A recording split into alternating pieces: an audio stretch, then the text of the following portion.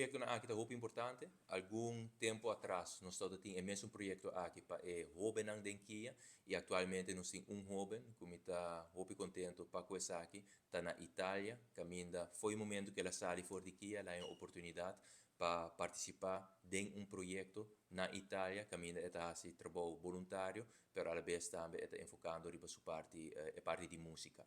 E me serviço que o último tempo nang aqui, nós invertir hopi de nos instituto correccional, especificamente para o qual nós oferecer na nos detenido nang assina a se entrega de diferentes certificados que toca diferente parte, maneira welder, entrepreneurship,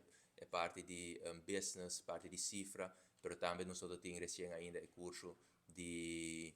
barberia. E tal tipo de curso que nós sigue enfocar mirando que nós ahasi assessment body ture detenido nang pawak kiko ta nível de experiência que não tem, pero também kiko tem nang interesse.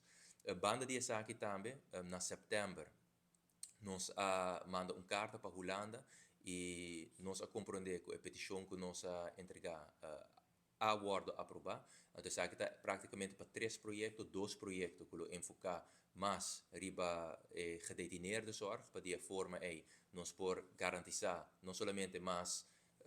educação e mais curso não para os detenidos, não, mas também nos brindar mais oportunidade para o trabalho e a la vez também nós chega a outro para o que está projeto para chegar a prisão novo, caminho da business case que o mestre bordo trabalha door die UNOPS, que está a organização que atrai essa aqui também para Sint Maarten, lo vai worden aprovado. Então, isso é stap muito importante para de forma aí nós lo por começar a conversação com a Holanda para como nós por chegar a financiamento para prisão novo. Vez mais, me quero mandar palavra de para bem na tour esta que a projeto de tour costa possível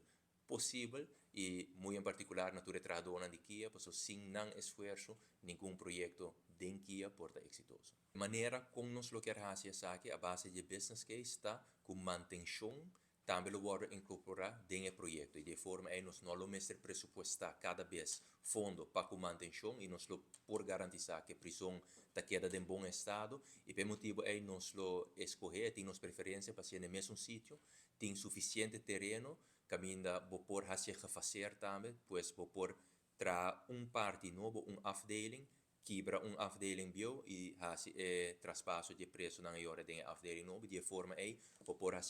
fazer logistics wise é lota mais realístico também mirando que o nome certinho na 2 sítios separados for de outro personal e garantizar turbo processo.